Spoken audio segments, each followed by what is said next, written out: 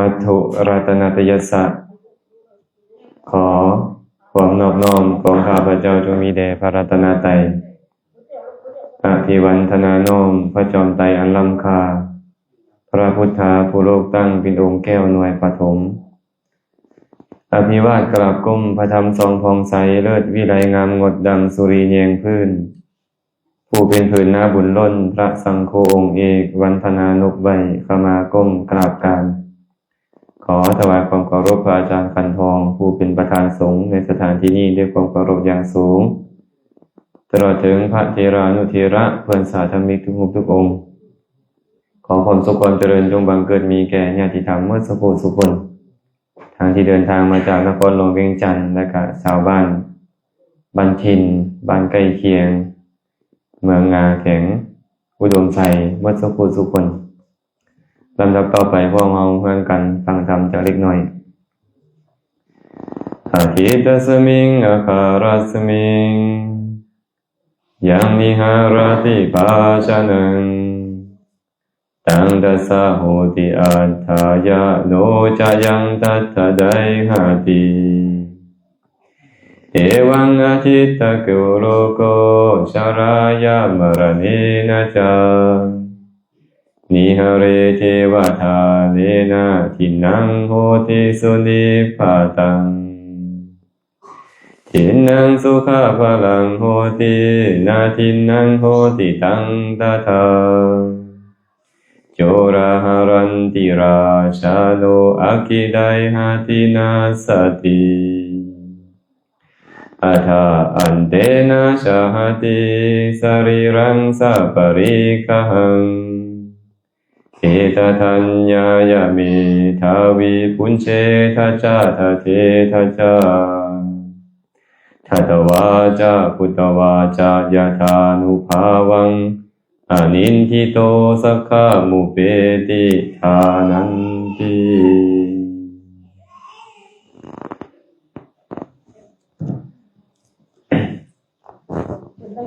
คาถานี้พระสัมมาสัมพุทธเจ้าได้ตรัสแสดงขอไปได้มีปรากฏอยู่ในคัมภีร์สังยุตตนิกายสักขาทวัตรแต่ก่อนจะได้อธิบายขยายความของคาถาในเบื้องต้นกับขออนุโมทนาบุญนำคณะเจ้าภาพทอดถวายกฐินสามัคคีในวันนี้เป็นประธานรักกันพอเกียงศักดิ์กับไม่ออกซัมรีเนาะผมมาไกลสอนผมด้วยยมพ่อยมแม่ลุงป้าน้าอาเอ้ยน้องเพื่อนมิตรสหายหมดสุขสุขคนเลยที่เดินทางมาแต่พูนปากกระดิ่งเวียงจันทร์จนมาฮอดอุดมใส่ผ่านจะแข็งพวกนี้เนาะไรเอาเดินผ่านจะแข็งตั้งแต่บริคำใส่นครหลวงแข็งเวียงจันทร์หลวงพระบางเนาะจนมาฮอดอุดมใส่โอ้เดินทางมาไกลเคยได้ยินคำว่าผู้เฒ่าเป็นบอกไว้คันแม่นใจประสงค์สร้างกลางดงกวาทงบาดว่าใจขี้ข้านกลางทงกวาดงมันบอกไม่เอาสำลีคันแม่นใจประสงค์สร้างนี่โอ้ยไกลปานใดก็บ่เป็นหยังนะบ่เป็นหยังรถไฟเป็นยากได้บ่ยากไม่ออกกันเนาะสิจัดการอันนั้นมันสิยากหยังนี่น่ะเห็นบ่คันแม่นใจประสงค์สร้างนะกลางดงปานใดกวาทง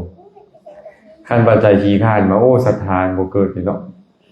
ติดอยู่ข้างเงินอุ้ยอยู่นะก็สิไปวัดได้บ่ธรรมดาเลยฉะนั้นแสดงว่าจิตใจของญาติโยมผู้เป็นเจ้าภาพเจ้าศรัทธามื้อนี้ต้องเข้มแข็งอีหลีเด้อาตมานั่งรถมานั่งก็โอ้โดนตึกเนาะนั่งรถมาก็เป็นครั้งแรกในชีวิตนี่มาสั่นเข้าอยู่ในรถไฟนี่นะ นั่งรถไฟสั่นเข้าไปบ่โมเนาะนั่งรถไฟแล้วบ่พอเนี่ยสารวัตรเฮานี่ก็ก้มเบิ่งตลอดลำบากเนาะหมดหรือยังบ่หมดมันเป็นแนมแล้วแนมอีกอยู่หั่นสารวัตรเสื้อแดงเขาเนี่ยโอ้สันเขาแซ่บแล้วเนี่ยมีคนมาแนมอยู่ตลอดเลย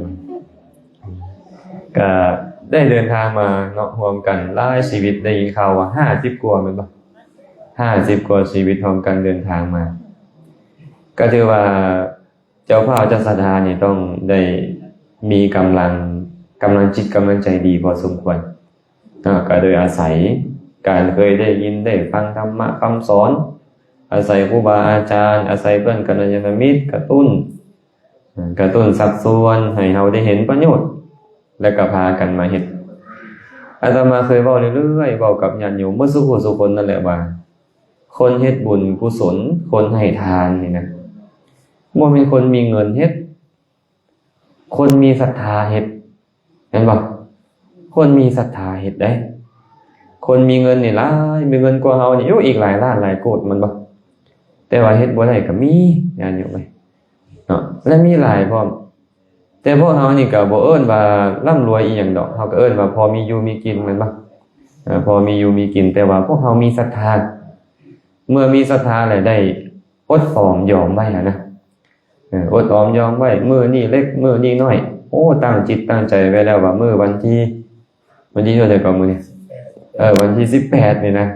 พวกเฮาต้องไปได้19ต้องได้ถวายได้โอ้เตรียมไว้เลยเตรียมไว้แต่เนิ่นๆสิ้นแห้งปลาตายได้บางเทื่อก็ต้องได้ไปกินน้ำลดน้ำลางเนาะต้องถวายครูบาอาจารย์นั่นบ่อันใดสิเป็นตาแสบอันใดเป็นตาภพตาชั้นอันใดคิดว่าครูบาอาจารย์เพิ่นจะได้ใช้ได้สวยเตรียมมาเบิ่งเห็นบ่เครื่องทานของเฮาแม่นอยู่ดอกว่า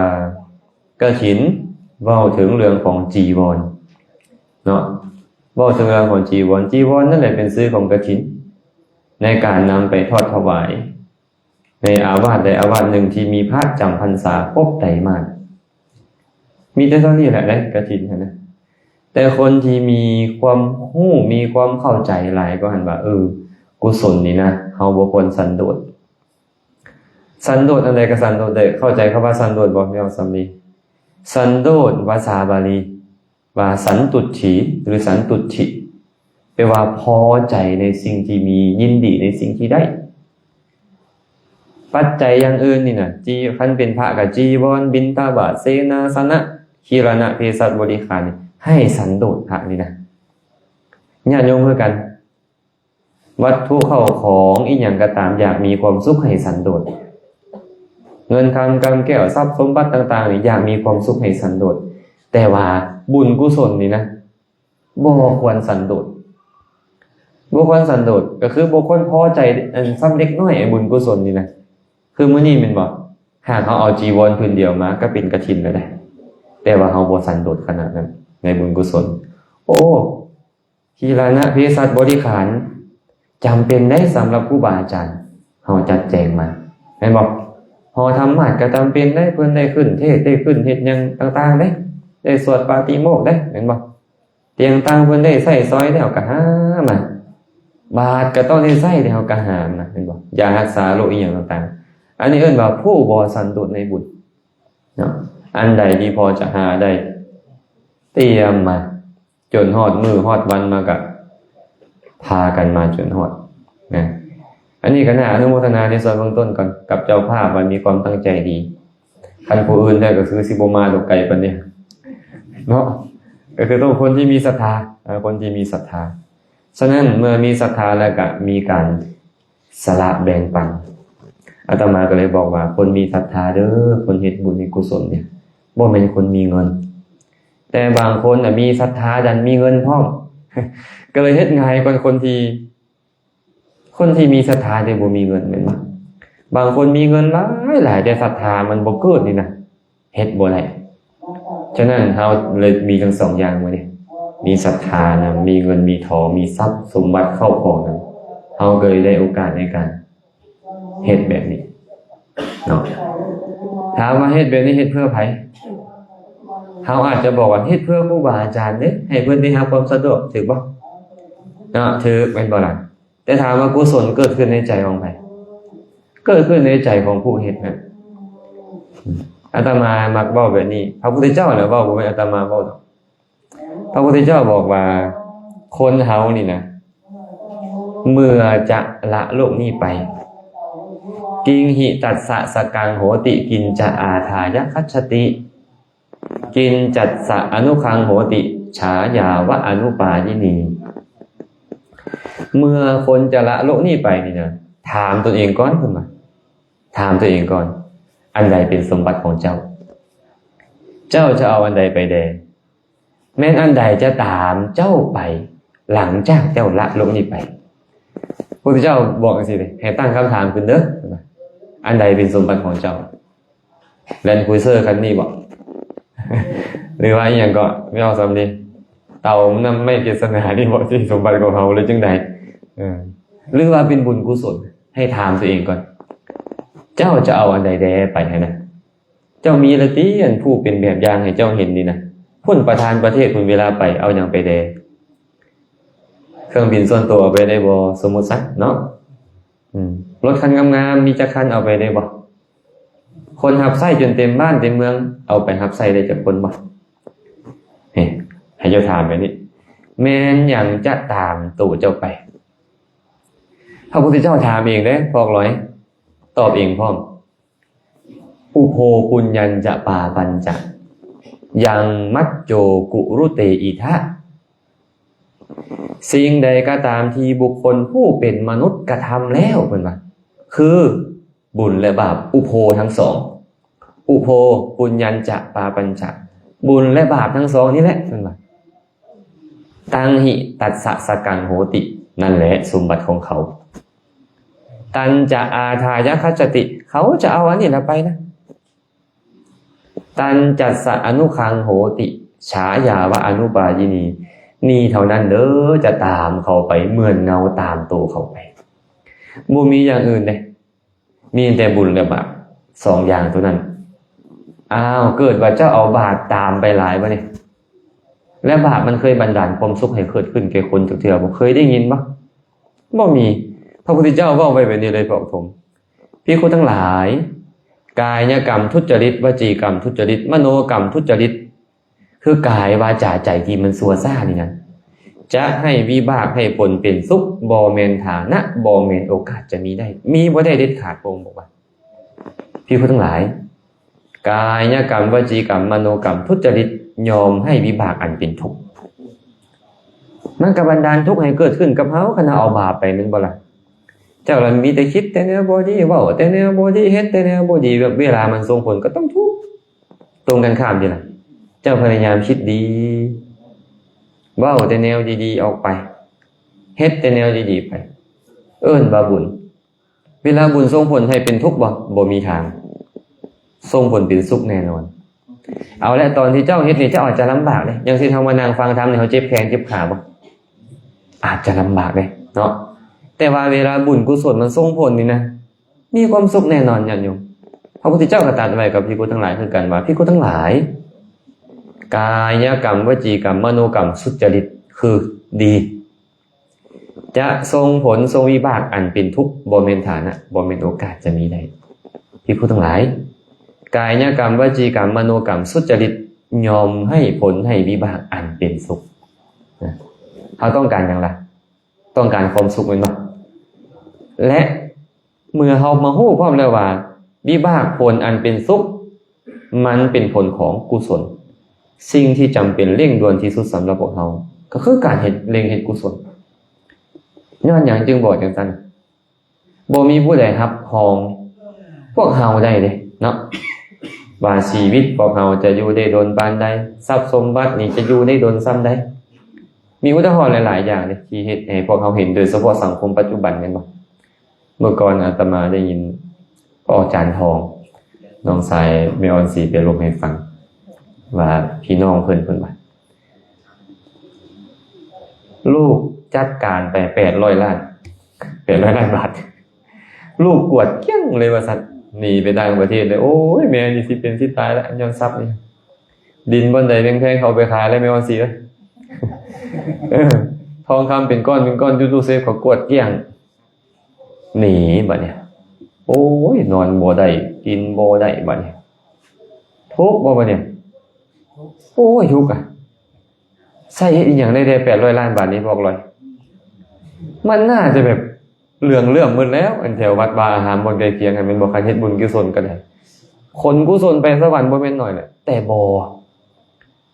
เฮ็ดอยู่บุญน่ะแต่ว่าประมาทคิดว่าทรัพย์นี่จะอยู่กับเขาตลอดเพราะเคยได้อยู่เป็นสุดท้ายหายเกลี้ยงเนี่ย ฉะนั้นรับประกันได้ยากได้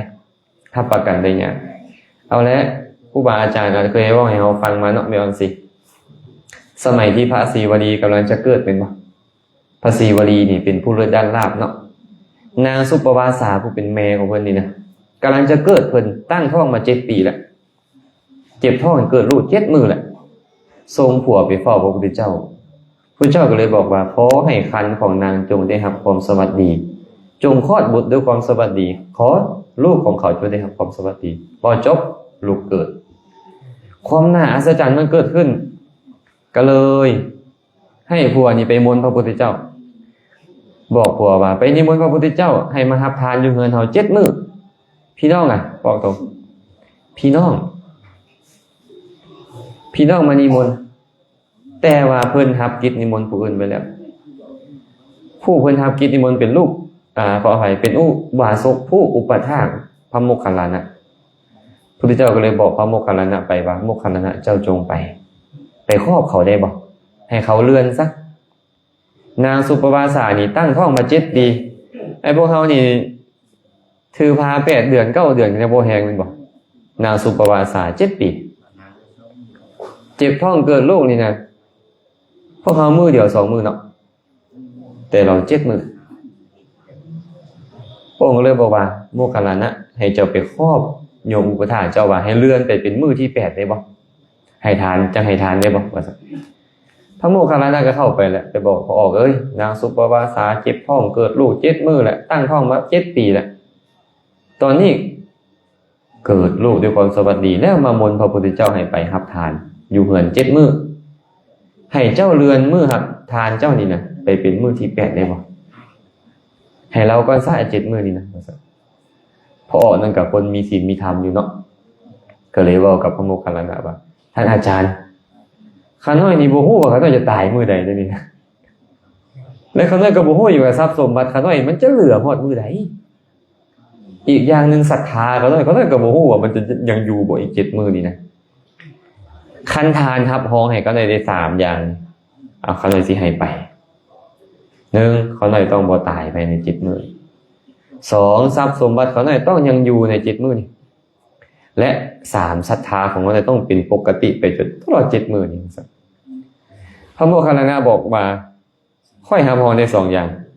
เพิ่นเป็นผู้มีฤทธิ์หลายได้พระองค์ทมไหมบรรดานี้หยังก็ได้แต่บอกว่าค่อยหาพร2 อย่าง1เจ้าจะบ่ตายตลอด7 มื้อ2ทรัพย์สมบัติเจ้าจะยังเป็นปกติ7 มื้อแต่ศรัทธานี่ค่อยยอมค่อยค้ำประกันให้ผู้ใดบ่ได้ศรัทธานี่นะเคยฮักกันอยู่ดีๆเคยเริ่มใส่กันอยู่ดีปุ๊บแม่นบ่แบบนี้ก็มีได้ญาติโยมเว้ยอาตมาจึงค่อนข้างปฏิเสธเว้าพื้นคนนี่ได้บ่นี่เว้าพื้นหน่อยนึงนะอยากมาติดแอร์นะให้อยู่วัดบ่เอาอาตมาบ่เอาติดเถอะว่าซั่นอาตมาบ่เอานะมันสิเป็นภาระอาตมาบ่เดี๋ยวจะจ่ายน่ะค่าไฟให้ก็ได้นะเพิ่นว่าสิจ่ายดอกค่าไฟให้ก็ได้ค่าแอร์อ้าวคันซั่นติดได้แต่บ่ให้ติดอยู่กุฏิอาตมาให้ไปติดอยู่บนส่วนรวมเด้อว่าสิได้เนาะเดือนแรกก็จ่ายอยู่เดือนแรกเนาะแล้วเดือนที่2มาเครียดติบ่เนี่ยคนละเรื่องหายกิ๊บเลยเขากีบเมฆเลยบ่เนี่ยเป็นภาระไปแล้วบ่เนี่ยก็นั่นแหละจ่ายเองบ่เนี่ยค่าไฟเห็นบ่ตอนมันศรัทธามันนึงได้มีออกสำนีมันคนละเรื่องเลยพลิกปุ๊บเลยบอกตรงสิจ่ายให้ดอกมันทำใดว่า3-4 หน่วยนี่ค่าไฟอันน่ะเพิ่นว่าตอนเพิ่นมีศรัทธาอยู่เนาะจ่ายได้เดือนเดียวเดือนที่2มาเครียดขายเขากีบเมฆแล้วนี่แบบนี้เด้เป็นอุทาหรณ์สอนเฮาขนาดเลยบอกเนี่ยนี่แหละฉะนั้นพระโมคคัลลานะเลยบอกค่อยรับรองบ่ได้ดอกค่อยรับรองได้2 อย่างเอา2 ล้านก็ตกลงค่อยเขาน้อยจะรักษาศรัทธาเขาได้เองจะให้ไปฉะนั้นนี่นะเห็นบ่พอออกพวกนี้เราสิเห็นเลยว่าค่อยบ่มั่นใจว่าชีวิตค่อยจะเหลืออยู่บ่เพราะคนตายให้ทานบ่ได้เคยมีบ่คนตายลุกมาให้ทานบ่มีคนตายรักษาศีลบ่ได้คนตายภาวนาบ่ได้มีแต่คนที่ยังมีชีวิตอยู่แบบนี้เท่านั้นและการให้ทานเนี่ยคนที่ให้ทานสะดวกคือคนมีเงิน คนมีเข้าของแม่นบ่ถึงแม้นว่าทุกคนสามารถให้ทานได้แต่คนที่สะดวกที่สุดก็คือคนที่มีเงินมันความสะดวกให้คือเฮาสิมาไปเนี่ยค่ารถไฟหาเท่าไหร่ใน50กว่าคนน่ะบ่แม่นง่ายที่จะมาได้บอกได้อยู่ว่าผู้ใดเฮ็ดก็ได้ถ้าทานนี่แม่นแต่ว่าค่ารถไฟแต่พูดบ่ฮอดพี่บ่แม่นน้อยอันบ่นี่ก็ต้องมีเงินแล้วในระดับหนึ่งแล้วเห็นบ่พี่น้องเป็นนั้นก็ต้องอำนวยความสะดวกให้เห็นบ่เพื่อให้เป็นกระบวนการที่เฮ็ดให้กุศลมันเจริญได้ดีฉะนั้น5 บาทมื้อใดมื้อนึงมาทรัพย์เฮาบ่มีขึ้นมาเด้เฮาสิเฮ็ดจังไดบัดเนี่ยไอ้การพินาศของทรัพย์นี่มันง่ายๆเด้พระพุทธเจ้าว่าไว้เลยเด้ในหนังสือเล่มนี้หน้าที่41นะพอผมไปอ่านมันโดดคนเฮาฝังทรัพย์ไว้ลึกถึงพื้นน้ำพุ่นน่ะก็ด้วยหวังว่าจะไว้ใช้ในคราวมีอันตรายบางเทื่อเป็นหนี้เป็นสินนี่เอาไปใช้เมื่อคิดจำเป็นเกิดขึ้นต้องได้ใช้แต่ทรัพย์ที่เขาฝังลงพื้นดินปานนั้นก็บ่สามารถอำนวยประโยชน์ให้เขาได้โดยตลอดได้บางครั้งบางคราวพญานาคเอาทรัพย์ไปเสื่อมก็มีบางครั้งบางคราวยักษ์นำหนีไปก็มีบางครั้งบางคราวโจรปล้นเอาไปก็มีบางครั้งบางคราวผู้เป็นใหญ่ฮิปไปก็มีบางคนกำลังรุ่งเลยบอกตรงเขาฮิปเอาซะแล้วซะตอนรุ่งๆนี่เพิ่นก็กำลังมีก็โอ๊ยบ่คันสนใจฟ้าเอาก่อนฟ้าเอาเป็นบ่ว่าสุดท้ายเขาฮิปปึ๊บบุญก็บ่ได้เฮ็ดนางเหงาหงอยอยู่เนี่ยพระราชาก็มีบางครั้งลูกล่างผ่านก็มีเห็นบ่อาตมาบอกให้ฟังเมื่อกี้800 ล้านบาทเกลี้ยงแซะลูกล่างขึ้นมาเฮาสิฮู้ได้บ่ล่ะว่าเขาเช็คเขาตอนใดฮู้บ่ได้อีกต่างหากได้นี่ได้นะไม่ออกกันคำฮู้บ่ได้ไดบางเทื่อเขาเอาไปปล่อยไว้บ้านพักคนชราพุ่นเด้แบ่งทรัพย์ให้เขาปุ๊บเขาไปไว้บ้านพักคนชราแล้วซั่นว่านี่มันเป็นไปได้ได้เป็นไปได้ไปเนี่ยเนาะและที่สำคัญก็หันพระพุทธเจ้าว่าเมื่อเขาหลงลืมทรัพย์นั่นก็มีและทรัพย์นั่นน่ะหายไปเองก็มีเมื่อบุญเขาหมดเคยมีเรื่องราวเกิดขึ้นในสมัยพุทธกาลมีครอบครัวนึงรวยมีทรัพย์สมบัติ40 โกฏไอ้40 โกฏบ่เป็นไงเด้โกฏนึง10 ล้าน40 โกฏเท่าไหร่400 ล้านแต่ว่ามันแพงเนาะคันเทียบกับราคาทองคำปัจจุบันเนี่ย 1,000 เท่ากับ5 ล้านน่ะ5 ล้านบาทละ 1,000 ก็หาปานน่ะอันนี้เขามี400 ล้านพวกไม่ออกไปคูณเอาเองเลย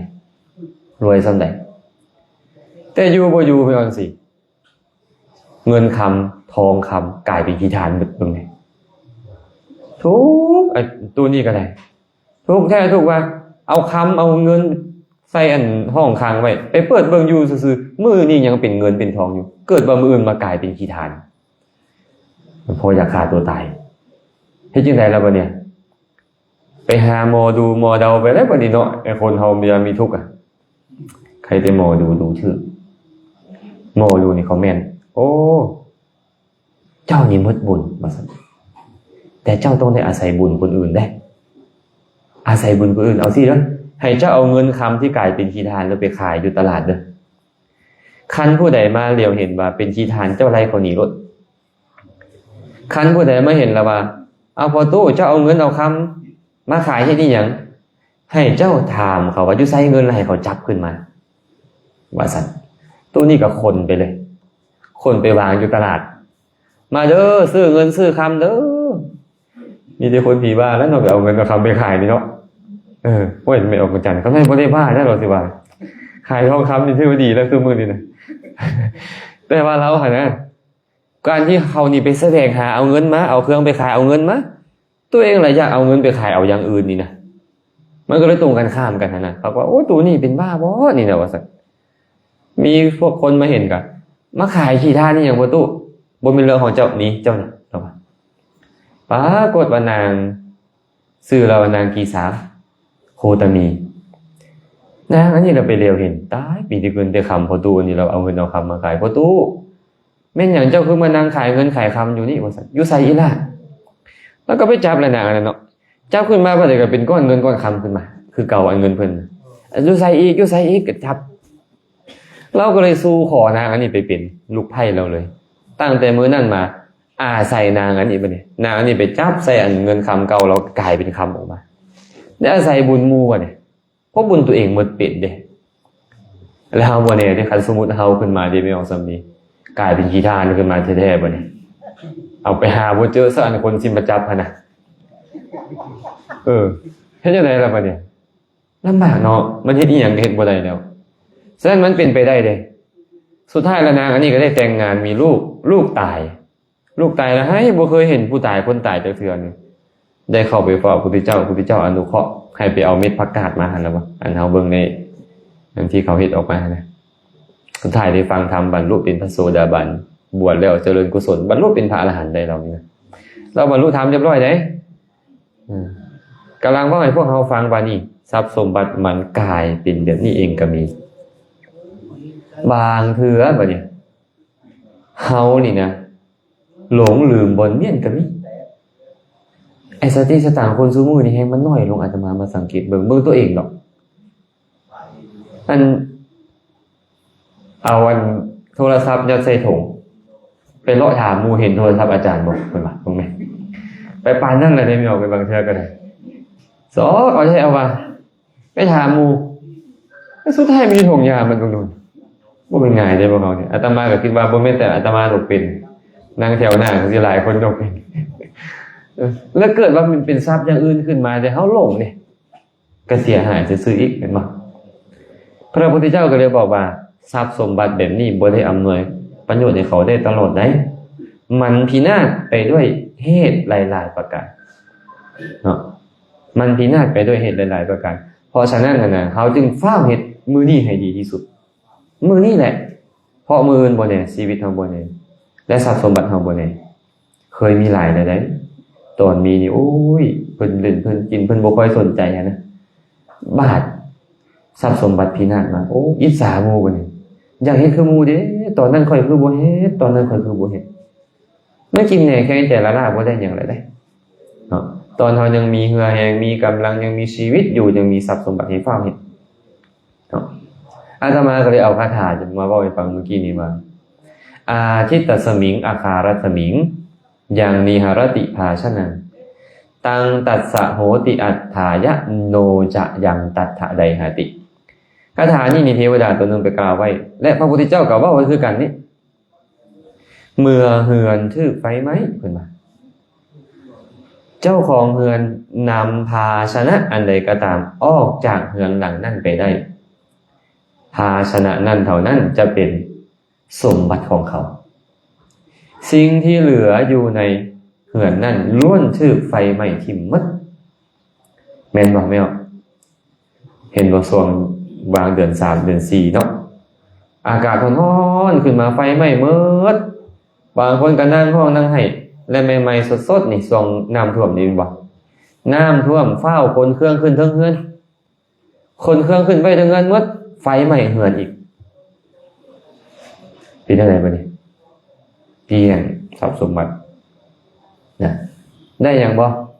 ก็ส่งเสื้อค่าคิงนั่นแหละคันจับโทรศัพท์เครื่องนึงออกไปได้ก็มีแต่ส่ง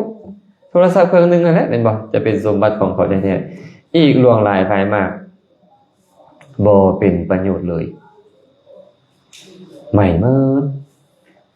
เพิ่นก็เลยบอกว่าเอวังอาทิตตโกโลโกชารายะมะรณีนะจักฉันใดก็ฉันนั่นเพิ่นเอวังแปลว่าฉันนั่นเหมือนกันอาทิตตโกโลโกชารายะมะรณีนะจักโลโกแปลว่าโลกหมายถึงสัตว์โลกคือพวกเฮาเนี่ยชื่อความแก่ชราและความตายไม่อยู่เป็นประจำเลยหายใจเข้าหายใจออกความตายกัดกินเฮาเข้ากัดกินเฮาเข้ากัดกินเฮาเข้าสุดท้ายพวกเฮาต้องทิ่มห่างกายไว้นี่ถึงแผ่นดินนี่ไปแต่โตมีคำก่อนคนหนึ่งก็จะว่าไว้อาตมาก็เอามาเว้าเรื่อยๆยามเมื่อสิ้นชีวาต้องลาจากเงินทองมากพร้อมทรัพย์ทางทรัพย์สินจะติดตามคนตายวายชีวินบ่มีสิ้นติดไปเท่าไฮเลน แม้แต่โตยังต้องตัดสลัดทิ่มจะเอาสิ่งใดเล่าไผก็เห็นยืมเขาใส่ได้แดเมื่อยังเป็นพอตายเหม็นทิ่มไว้ไปแต่โตถือว่าพ่อทมเพิ่นว่าไว้เนี่ยอย่าเมื่อสิ้นชีวาต้องลาจากกันนะเงินทองมากหลวงหลายพร้อมทรัพย์สินทั้งหมดจะติดตามคนตายวายชีวินบ่มีสิ้นติดไปเท่าไฮเลนตัวไฮตัวเลนมันซ้ำใดซ้ำหันก็ยังติดตามคนตายไปบ่ได้เพิ่นว่าแม้แต่โตยังต้องตัดสลัดทิ่มทางกายเฮานี่นะเฮายังต้องทิ่มไว้เนี่ย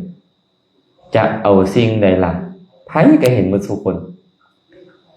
เฮาเห็นนำกันหมดบ่ว่าคนตายเอาหยังไปบ่ได้เห็นหมดเลยยืมเขาใส่ได้แดตนยังเป็นนี่ได้เพิ่นว่า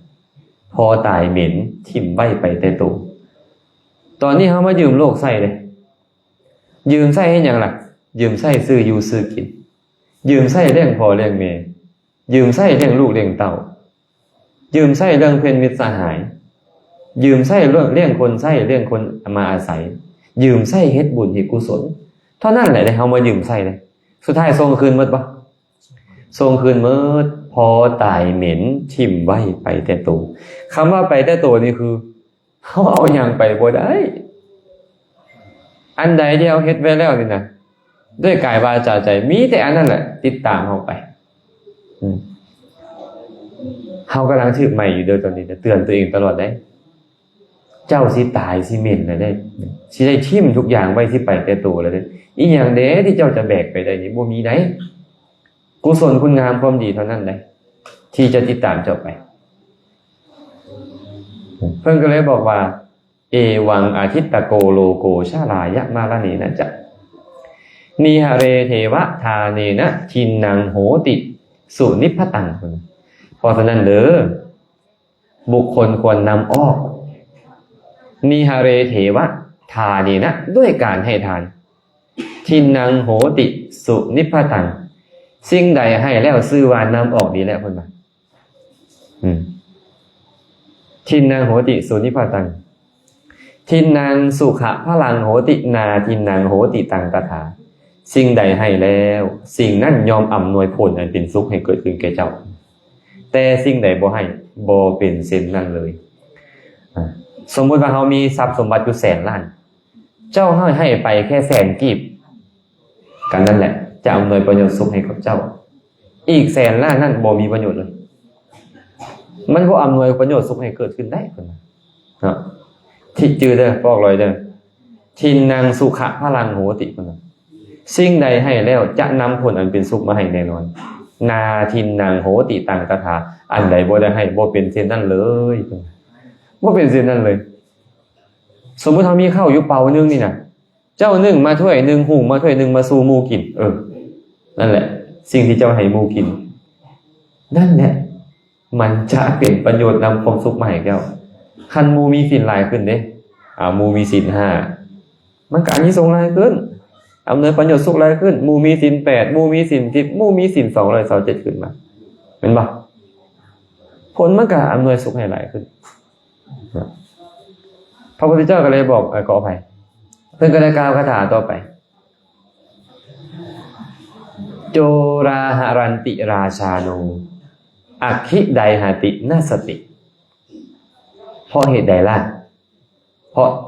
โจรยังนำออกไปได้เพิ่นว่าโจรยังนำของเขาไปได้คันตัวไหนเจ้ายังบ่ได้ให้โจราหารันติโจรทั้งหลายนำไปได้ราชาโนพระราชาผู้เป็นใหญ่ทั้งหลายเฮ็ดไปได้สมมุติว่าพระออกซักเนี่ยมีเงินทองหลายขนาดเลยรวยขนาดเลยเขาอยากเอาของพระออกซักมาเขาบ่ได้คิดหยังจังนี้จับเฮโรอีนจาก3เป่าไปทิ่มที่นั่นพระออกซักเขาเอาไปแล้วมันบอกว่าพระออกซักนี่แหละเขาว่านี่บ่เขาว่าเรียบร้อยเลยพระออกซักเป็นบ่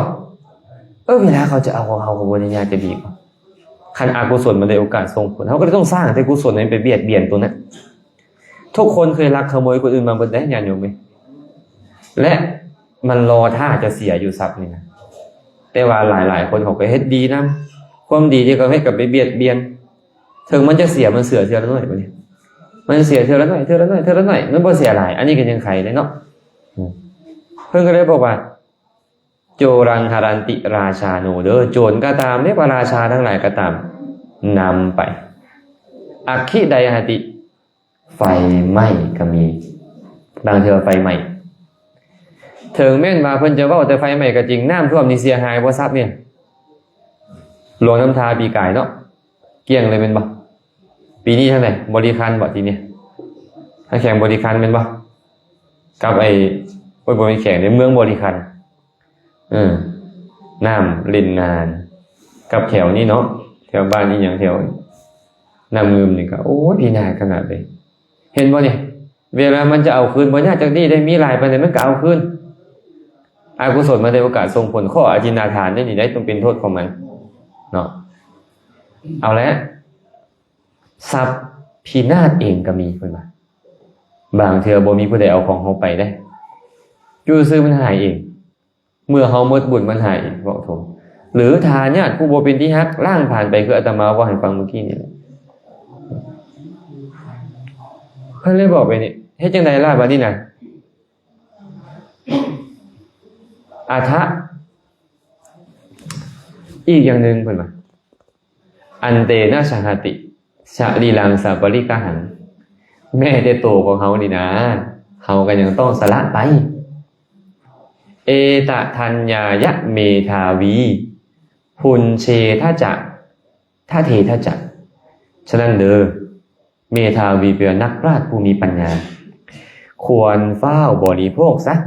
และแบ่งปันเด้เพิ่นว่าไอ้ทรัพย์สมบัตินี่มีเพื่ออีหยังนี่นะไม่เอาแต่หาเงินนี่เพื่ออีหยังเพื่อเก็บบ่หรือจังได๋คันเก็บก็บ่ได้ประโยชน์หยังเลยเนาะเพิ่นก็เลยเตือนว่าพุนเชทะจะทะเททะจะเมธาวีคือนักปราชญ์บัณฑิตผู้มีปัญญานี่นะเมื่อฮู้แบบนี้แล้วว่าบ่แม่นแต่ของภายนอกดอกแม้แต่ร่างกายอันเป็นภายในนี่ค่อยก็ต้องได้ทิ่มมันไปจึงควรบริโภคแด่แบ่งปันให้ทานเด้ตัวเองก็ต้องบริโภคแม่นบ่แบ่งพ่อแบ่งแม่ให้พ่อแม่มีความผาสุกแด่แบ่งลูกแบ่งเต้าให้เขามีความผาสุกแด่แบ่งเพื่อนมิตรสหายให้เขามีความผาสุกคนรับใช้คนร่วมงานทั้งหลายให้เขาได้รับความผาสุกจากเฮาอันนี้เอิ้นว่าแบ่งดีขึ้นไปก็หันก็คือบำรุงสมณพราหมณ์ผู้ประพฤติพรหมจรรย์ผู้มีศีลผู้สำรวมเด้ก็คือการให้ทานนั่นเองเนาะให้ทานแก่พระสงฆ์ข้าเจ้านั่นแหละนักปราชญ์บัณฑิตคนเฮ็ดไปนี่ได้ทัตตวาจะพุตตวาจะยะถานุภาวังอนินทิโตสักขะมุเปติฐานังเมื่อนักปราชญ์บัณฑิตผู้มีปัญญาได้ให้แบ่งปันให้ทานแล้วได้บริโภคด้วยตนเองแล้วแม่นผู้ใดจะติสินนินทาเขาได้เขายอมบ่ถูกติสินนินทาละโลกนี้ไปแล้วยอมเข้าถึงฐานะคือสวรรค์ติได้บ่โอ้แม่สำลีขี้ที่เนาะเขาว่าบ่ได้แหละแม่นบ่เบิ่งแม่บ่แม่นขี้ที่เต็มหมู่เด้นางสำลีหั่นน่ะตัวเองก็ยังบ่กินนะแนวดีๆนะเขาไผสิเว้าเฮาได้แม่นบ่อันแนวดีๆเฮาก็บริโภคใช้สอยเบิ่งแม่นางสำลีลูกเต้าก็บ่แบ่งเพื่อนมิตรสหายก็บ่ให้เขาเว้าบ่ได้ย้อนหยังเฮาได้เฮ็ดนั่นแม่นบ่ไผสิติสินนินทาเขาได้อย่าว่าแต่มนุษย์เลยเทวดาอินพรหมก็บ่ตำหนิติเตียนเขาได้เพราะเขาได้เฮ็ดแล้วบริโภคตัวเองก็ได้บริโภคคนอ้อมข้างใกล้เคียงก็ได้ใช้สอยแบ่งปันให้ทานก็ได้เฮ็ดเพิ่นก็เลยบอกว่าอนินทิโตเขาจะบ่ถูกนินทาสักขะมุเปติฐานังเขาย่อมเข้าถึงฐานะคือสวรรค์อย่างน้อยที่สุดคนที่เฮ็ดอยู่แบบนี้จะเข้าถึงสุคติโลกสวรรค์ได้คันเฮามีแล้วเฮาบ่ได้เฮ็ดเขาติสินนินทาบ่ติสินนินทานี่อาตมาเลยมาเอาเรื่องของเศรษฐีมาเว้าให้พ่อแม่ออกฟังแม่นบ่มีเศรษฐีคนนึงรวยแต่ยังบ่ทอผู้เมื่อกี้เด้บ่ฮอด40โกฏอัน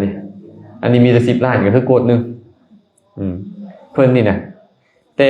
ทรัพย์สมบัติที่เป็นเงินเป็นทองหลวงหลายอีกแต่บ่มีลูกเด้เนาะสุดท้ายตายพระราชาก็ไปฮิบเอาเงินเข้าคลังหลวงหมดไปเฝ้าพระพุทธเจ้าเนี่ยพระพุทธเจ้าก็ถามไปไสมาข้าแต่พระองค์ผู้เจริญมีเศรษฐีคนหนึ่งอยู่ในเมืองนี้รวยกันเลยรวยขนาดเลย แต่ปรากฏว่าเราบ่มีลูกตายแล้วเขาหน่อยก็เลยเอาทหารไปขนเอาทรัพย์เข้าคลังหลวงแต่ว่าเป็นเรื่องที่แปลกเนาะเขาหน่อยเนาะเศรษฐีคนนี้นะรวยอยู่แต่ว่าเสื้อผ้าอาภรณ์ดีๆก็บ่ใส่แต่ผ้าอันเอามายิบกันติดกัน 3-4 ท่อนคนอินเดียนี่เขาตำหนิเด้คันเขาเอาผ้ามายิบติดกันหลายๆพื้นเขาตำหนิว่าผ้ากาลากินีเห็นบอกครูบาอาจารย์วิญญาณจนตัดผ้าไปเนี่ยเพื่อบ่อยากให้เป็นที่พอใจของพวกคนถือมงคลแบบนั้นพระพุทธเจ้าก็เลยอนุญาตให้ตัดไม่อยากให้โจรมาลักขโมยเด้บ่ให้เป็นที่พอใจครับเพื่อนก็เลยต้องตัดเป็นตอนออกมาแล้วมันยิบเป็นผ้ากาลากินีของพวกเขาก็เลยบ่ต้องการคันเป็นพื้นลวดงามๆเนี่ยเขามักแต่เศรษฐีคนนี้เนี่ยเลือกใส่แต่แนวที่เป็นกาลากินีไอ้ความขี้ที่นะอาหารดีๆก็บ่กินกันหน่อยว่าซั่นคันโฮมอันดีๆก็บ่ใส่รถรางพาหนะคันดีๆก็บ่ขี่พระพุทธเจ้าก็เลยบอกว่าถึงแล้วมหาบ่ผิดเลยเรื่องราวเคยมีมาแล้วคุณบ่เศรษฐีคนนี้เราเคยเป็นเศรษฐีอยู่เมืองนี่แหละแต่ก่อนก็ได้นะปรากฏว่าเราเป็นคนขี้ทีพร้อมไอ้ขี้ทีนี่ก็บ่เป็นหาก็มาเป็นเด้อไอ้คนเฮานี่ก็ได้เด้อมันเป็นมาหลายชาติแล้วไอ้คนขี้ทีนี่ก็ได้ไอ้คนมักให้ก็บ่เป็นคนหาก็เป็นอีกเด้ใจเขาก็น้อมให้มาหลายชาติแล้วคือกันไม่ได้มาเกิดในครอบครัวที่ยินดีกันให้ซะก็แห้งตื้มกันเห็นบ่ถ้าคนขี้ทีอยู่แล้วจะไปเกิดในครอบครัวขี้ทีอีกเด้ก็ตื้มกันคือกันนั่นก็ได้มีหน่อยนึงก็ให้หมู่บ่ได้บางคนน่ะเนาะเห็นบ่เขาเล่าเรื่องอยู่ในอันหลวงพี่กับผีขนุนนั่นน่ะห่วงมักมีหลายจนมักมีทับหัวตายเห็นบ่สิเป็นจังซั่นได้พวกเฮาก็ได้นี่เนาะคันขี้ทีอะไรก็ได้ที่นี่พระพุทธเจ้าได้บอกว่าเราเป็นคนขี้ทีแต่ว่าเราใส่ให้คนใส่ให้ภรรยาเราเอาอาหารไปใส่บาตรพระปัจเจกพุทธเจ้าพระนามว่าตัคระสีขีพระปัจเจกพุทธเจ้าที่ดังที่สุดในพระไตรปิฎกคือพระพุทธเจ้าพระปัจเจกพุทธเจ้าพระนามว่าตัคระสีขีอาตมาอยากให้พวกไม่เอาชื่อซื้อเพิ่นไปเลยไปเกิดชาติใดชาติหนึ่งได้ยินชื่อนี้อาจจะพ้นจากนรกได้ตัคระสีขีพระปัจเจกพุทธเจ้าองค์เนี่ยดังขนาดเลยเนาะปรากฏว่าคนได้เฮ็ดทานนำเพิ่นหลาย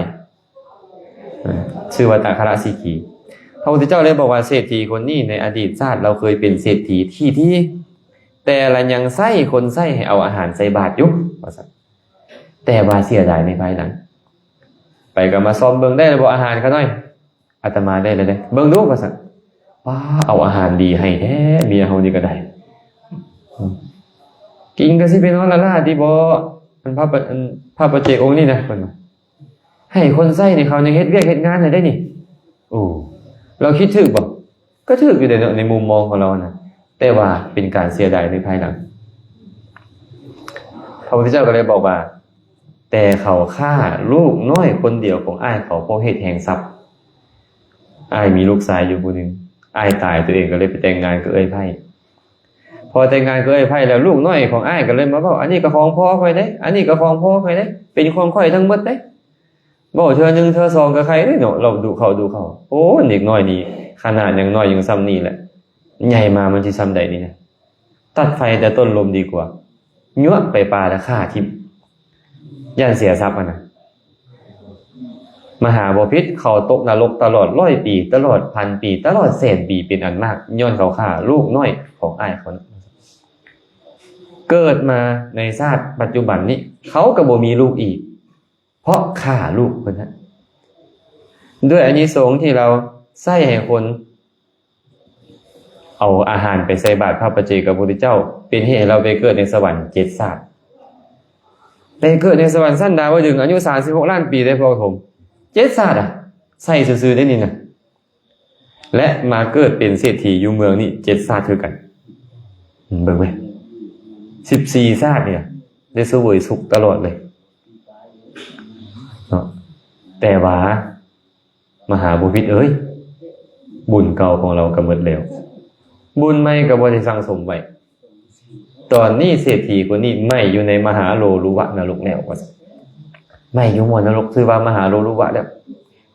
คุ้มบ่เป็นเศรษฐีตกนรกเนี่ยไม่ออกสำดีอยากเป็นผู้นึงบ่เฮา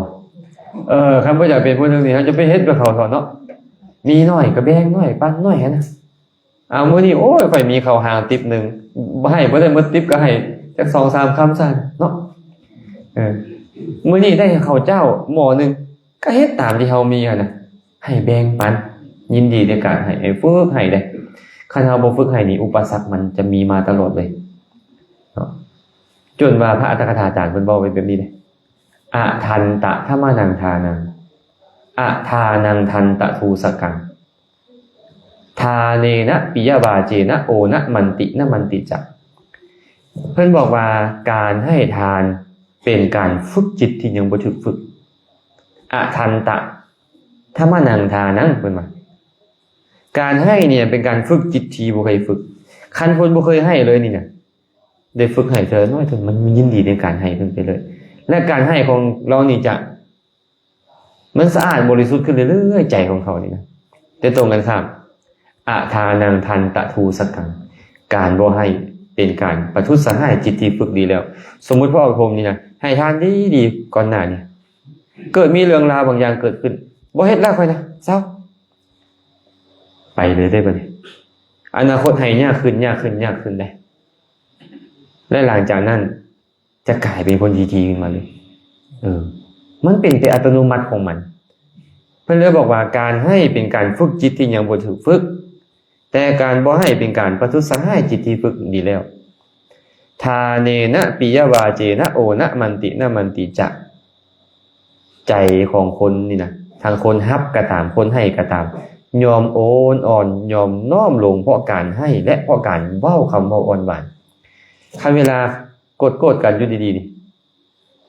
ให้ของหายโกรธเลยก็มีเนาะเอาสมมุติผัวกับผู้บ่าวผู้สาวกำลังโกรธกันอยู่โกรธเอาแท้เอาว่าแหละไปซื้อแหวนให้โอ้มีของมาเซอร์ไพรส์อยู่หายเลยได้ดิเราบ่ได้พอกซักนะคันเห็นหน้าเบื้องหน้าเบื้องหลังหาจักอันจักอย่างนึงที่เราบ้ากันแล้วไปเอานี่หายโลดแม่นบ่เว้ามันม่วนให้หายบางเทื่อของนั้นบ่ได้สำคัญอีหยังเลยได้แม่นแต่ว่ามีการให้ใจมันเริ่มรู้สึกดีขึ้นน่ะนี่มันดีต่อคนให้พร้อมดีต่อคนรับพร้อมแต่ว่าคันบ่ฝึกมันบ่ได้เราก็เลยต้องเฮ็ดอยู่แบบนี้ให้เจอละน้อยไปอย่าให้เป็นเศรษฐีที่ต้องตกนรกแบบเราอ่ะให้เฮาพยายามฝึกตัวเองให้ได้อันใดพอที่จะแบ่งปันได้ฝึกให้เฮ็ดอีหยังก็ตามต้องฝึกคันบ่ฝึกนี่มันบ่สามารถที่จะเฮ็ดได้โดยสะดวกบ่สามารถเฮ็ดได้โดยดีบางเทื่อที่ปานใดก็ต้องพยายามหักห้ามใจแล้วให้นั่นคืออาจารย์คันเพิ่นเว้าเมื่อกี้นี่บ่ซื้อผ้ามาถวายราคาเป็นหมื่นนี่ให้ยากเติบอยู่เด้แต่ว่าก็ฝึกให้เริ่มต้นจากการให้ของที่มันยังบ่ปานนี้แม่นบ่ยังบ่แพงยังบ่มีค่าหลาย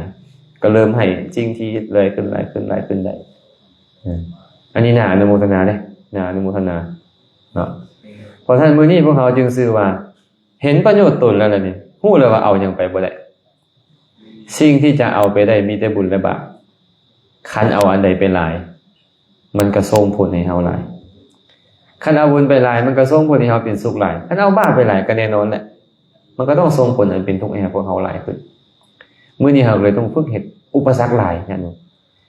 อันนี้อุปสรรคหลายเด้การเฮ็ดกุศลคุณงามความดีนี่นะบางเทื่อก็คนใกล้ตัวบางเทื่อคนไกลตัวเฮ็ดให้เฮามีอุปสรรคคนไกลตัวกันยังว่าเฮาบ่ได้แคร์หลายเท่าใดเนาะ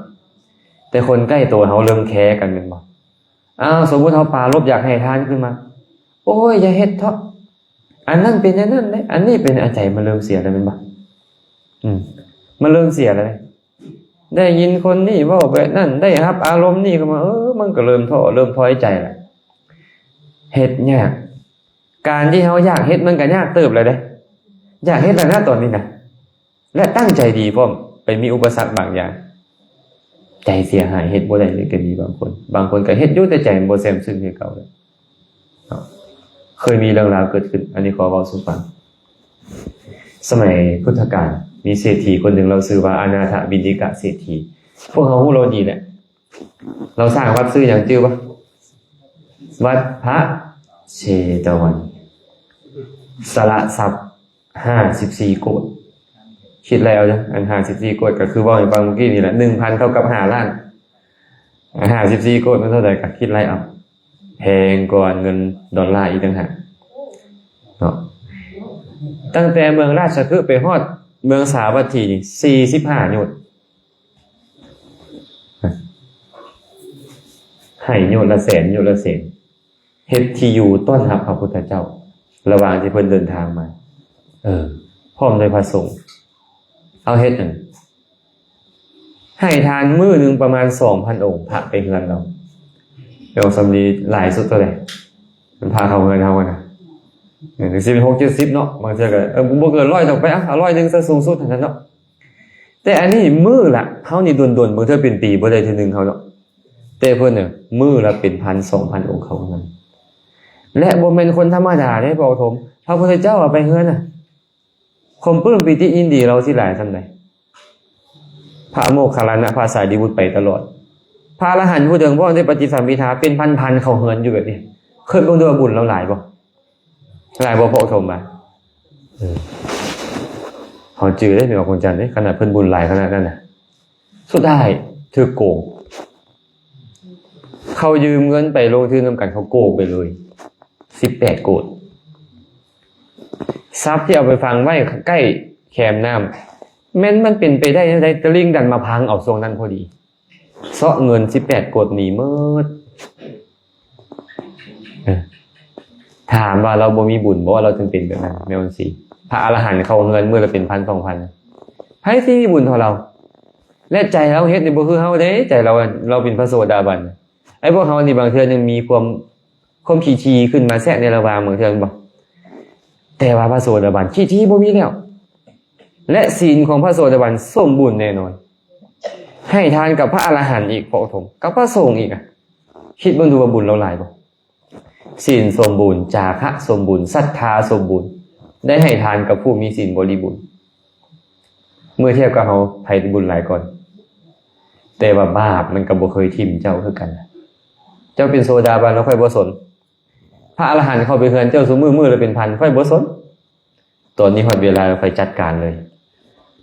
คันท่านเราจะคิดได้ว่าเฮามีบุญแล้วเฮาจะบ่ได้รับความพินาศบางอย่างจะไปคิดแบบนั้นได้คันคิดแบบนั้นใจเฮาเสียโลดโอ้ยเฮ็ดบุญบ่ได้บุญดอกเบิ่งแม่นี่นะค่อยเข้าวัดเอาแท้ว่าบุญกฐินค่อยก็เป็นเจ้าภาพแล้วเป็นหยังคือเป็นอันนี้อยู่ต้องยอมรับได้เวลาความชั่วมันได้โอกาสอย่าว่าแต่พวกเขาพระพุทธเจ้าเป็นหยังคือถึกพระเทวทัตจิ้งหินทับเป็นหยังคือถึกนางจินจะมนาวิกาไป9 ตัวมีลูกนำเป็นหยังคือถึกจ้างดาอยู่ตลอด7 มื้อเป็นหยังอดเข้าตลอดพรรษาตอนไปจำพรรษาอยู่เมืองเวรัญชาพุทธเจ้าก็เฮ็ดซัวมาในอดีตมันได้โอกาสมันส่งผลญาติโยมอย่าคิดแต่ว่าจะเอาบุญแล้วจะไปกวมบาปเก่าทิ่มบ่ได้เฮาต้องใส่ใจอยู่เสมอว่าเฮาจะเฮ็ดบุญนี่นะเพื่อให้บาปมันส่งผลน้อยที่สุดให้บุญเท่านี้ได้ส่งผลหลายๆคันหากว่าความชั่วของอนาถวินิกะได้ส่งผลหนักที่สุดจะพาเราไปนรกแต่ว่าเราเป็นพระโสดาบันแล้วก็เลยบ่สามารถเฮ็ดแบบนั้นได้เฮ็ดได้แต่ทรัพย์เราเสียหายได้เท่านั้นอันนี้ให้พวกเขาตั้งจิตเป็นนี่เด้อให้เขาตั้งจิตไปเป็นนี่ว่ามื้อใดมื้อนึงมันต้องมาถึงเขาจะมีบุญหลายขนาดใดก็ตามแต่ก็ต้องใส่ใจอยู่เสมอว่าเวลาบุญได้โอกาสส่งผลเขาจะมีสุขทรัพย์สมบัติเขาจะมั่นคงถ้าก็ต้องศีลข้อที่2ห้ามขาดศีลข้อที่4ห้ามหายขั้น2ข้อนี้อยู่ได้แล้วให้ทานนี่พยายามอย่ากระทบตนอย่ากระทบผู้อื่นให้ด้วยใจที่บริสุทธิ์แท้ๆไอ้ศีล2ข้อกับทานตัวนี้เนี่ยมันจะเป็นปัจจัยสมบัตินี่นะมันบ่พินาศเขาก็ต้องพยายามเฮ็ดให้มันเกิดขึ้นให้ได้พวกนี้อนาถบิณฑิกาเศรษฐีสุดท้ายทุกข์พอพระเข้าเงินมือเลยเป็น 1,000-2,000 ทุกข์คันคนที่เขาบ่มีศรัทธาเขาเว้าแหละเบิ่งดูเพิ่นเศรษฐีอนาถน่ะเห็นบ่น่ะเห็นเป็นจังได๋ให้ทานหลายทุกข์แล้วเด้น่ะคนบ่มีศรัทธาแม่นบ่แต่คนที่เขามีสติมีปัญญามีศรัทธาเนี่ยโอ้ยทุกข์กับเรื่องของโทษของการลักขโมยบ่มักให้ทานมันเป็นโทษของตัวนั้นมันบ่ได้เกี่ยวกับการให้ทานของเราบ่เกี่ยวกับการรักษาศีลฟังธรรมของเราเลยแม่นบ่หลังจากทุกข์ลงพระพุทธเจ้าอีตนเนาะเบิ่งแม่อนาถบิณฑิกาเศรษฐีนี่นะไปวัดบ่เคยไปมือเปล่าและพระบ่เคยห่างเหิน รู้สึกฮักบ่ล่ะพระสงฆ์เขาเจ้าแม้แต่พระพุทธเจ้าก็ฮักเราแม่นบ่อันนี้คือกันได้พ่อไม่ออกคือกันไปวัดไปว่าก็โอ้ยบ่มีข้าวก็มีน้ำแหละบ่มีน้ำก็มันมีปานะมียารักษาโรคเป็นต้นแหละเครื่องใช้ไม้สอยแหละมันบ่ไปแม่นบ่แล้วครูบาอาจารย์จะบ่ฮักพวกออกไม่ออกสิไปฮักผู้ใดไปฮักอันอีตาขี้เหล้าอยู่กลางบ้านพุ่นบ่ฮะบ่แม่นดอกอาตมาว่าบ่คันเพิ่นฮักเพิ่นแพงผู้ใดเพิ่นก็เอาแต่สิ่งที่ดีๆเข้าไปหาธรรมะคำสอนอันใดที่จะบำบัดทุกข์ได้อันใดจะเป็นบุญเป็นกุศลเป็นประโยชน์แก่เขาก็เอาแต่นั้นเข้าไปหาเนาะพระพุทธเจ้าคือกันเข้าไปหาทานอนาถวินิกาเศรษฐีทานเศรษฐีเจ้ากันยังให้ทานปกติอยู่บ่ถามว่าพระพุทธเจ้าบ่ฮู้บ่ฮู้หมดแต่อยากให้เราเว้าออกมาแล้วจะได้เทศน์ให้ฟังนี่ล่ะยังให้ทานคือเก่าอยู่ขน้อยแต่ทานของขน้อยเศร้ามองแล้วตอนเนี้ย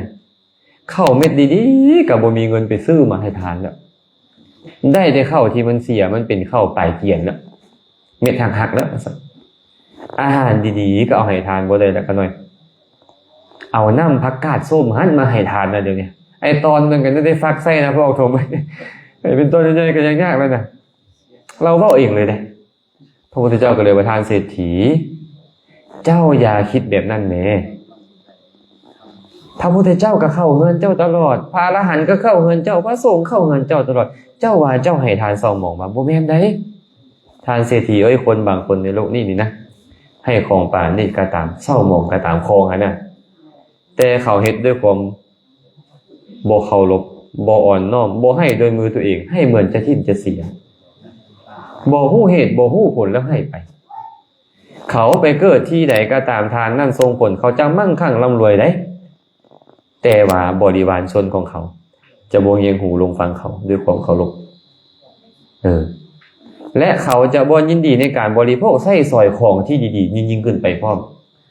ย้อนอย่างทานเศรษฐีเพราะทานนั้นเขาเฮ็ดด้วยความบ่เคารพนี่โทษของมันนะทานเศรษฐีส่วนบุคคลบางคนในโลกนี้ให้ของดีปานนี้ก็ตามให้ของที่มันเศร้ามองบ่ดีแล้วก็ตามแต่เขาให้ด้วยความเคารพให้ด้วยความอ่อนน้อมให้ด้วยมือตนเองบ่ให้เหมือนจะทิ่มจะเสียและฮู้เหตุฮู้ผลว่ามันจะส่งผลอำนวยประโยชน์สุขให้เกิดขึ้นแล้วให้ทานไปเมื่อทานนั่นส่งผลเขาจะเกิดในที่ใดก็ตามเขาจะเป็นคนมั่งคั่งร่ำรวยมีโภคสมบัติหลายเขาจะยินดีในการบริโภคจีวรผ้าพรทรสบายข้าวน้ำซ้ำปลายอดยานพาหนะกามคุณที่ดีๆยิ่งขึ้นไปพร้อมและบริวารชนของเขาลูกเต้าล้านเลนทาสกรรมกรคนหับไส้จะเงียงหูลงฟังเขาด้วยความเคารพข้อนั่นเพราะเหตุใดท่านเศรษฐีเพราะเขาให้ทานด้วยความเคารพแสดงมาสิ่งที่ปานีตนะบริยูที่เขาของอย่างเดียวได้คนละเอาแล้วพวกเขาได้เขาของปานีใจเขาปานีนำดีเห็นบ่บางคนได้ของดีใจบ่ปานีมีบ่ผมไม่ออกว่าแต่จะมาไปบางบอนโอ้ยเนาะจัดบักงามของเห็นบ่ของบักนี่แต่ว่าใจนะใจบ่ได้ปานีเลยบ่ให้ด้วยมือตัวเองใส่แต่มือให้บางทีบ่เฮ็ดด้วยความเคารพเลยมานี่เอิ้นพระมาคือเสียวนี่บางคนเห็นบ่อาตมาล่ะโอ้น่าเสียดายเนาะเขาน่าจะได้ฟังธรรมจักน้อยนึงแล้วฮู้วิธีเฮ็ดน่ะของเขาเจ้านี่มีแต่ของปราณีตใจเขาน่าจะปราณีตน่าจะเฮ็ดด้วยความเคารพด้วยความอ่อนน้อมให้ด้วยมือตัวเองได้คัดสรรในสิ่งที่ดีๆมาเฮ็ดแล้วผู้เหตุผู้ผลมีปัญญาให้ไปพวกเขาก็บ่ให้เป็นไปนั่นพวกเขาเนาะทางเศรษฐีนี่เป็นแบบนี้พระพุทธเจ้าก็เลยอยากให้เราดีใจกันนะว่าเจ้าจะไปใส่ใจที่ของดีหรือบ่ดีเด้อดีบ่ดีก็ตามของเฮ็ดใจเฮาพี่ให้ปานนี้แหละทานบ่ได้เป็นเข้าของแต่ทานเป็นธรรมชาติที่เกิดขึ้นจากใจคือสละนี่แต่ว่าคันเฮาได้ของดีมันใจเฮาดีบ่ดีเฮาก็เลยต้องเลือกของดีอันนั้นถูกแล้วแต่บางคนที่บ่มีเงินไขหั่นน่ะเนาะบางคนบ่มีเงินไขเด้ของได้มาบ่ดีก็ตามต้องเฮ็ดใจให้ปานนี้อันนี้พระพุทธเจ้าตรัสได้แบบนี้เนาะมีมื้อนึงบัดนี้เทวดามาเฮือนเราเทวดาตนนี้ก็โอ้ยบอกถมภาษาบ้านเฮาเราขี้ถ้อยภาษาบ้านเฮาน่ะไปสิ่งสถิตอยู่เฮือนเรา แต่บ่อยากให้เราให้ทานเบิ่งแหมย้อนหยังพระพุทธเจ้ามาพระสงฆ์มาเราได้อุ้มลูกน้อยลงพอเราไปสิงอยู่ประตูเฮือนฮะอยู่ซุ่มประตูฮะแต่ก่อนนั้นเราก็เห็นอยู่เศรษฐีเข้าไปหากับเขาบ่ได้เศรษฐีบ่ฟังความเราเป็นพระโสดาบันแล้วบ่เอาละตอนได้โอกาสแล้วตอนนี้เศรษฐีทุกข์แล้วค่อยจะไปเตือนก่อนเราแล้วก็เข้าไปหาพอเข้าไปหากระเหาะอยู่เนาะเทวดา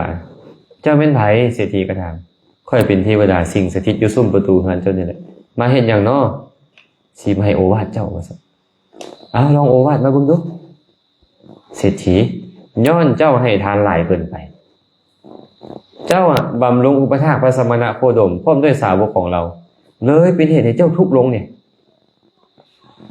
นับตั้งแต่มื้อนี้เป็นต้นไปคันเจ้าบ่เฮ็ดแบบนั้นอีกทรัพย์สมบัติเจ้าจะมีคือเก่าแล้วว่า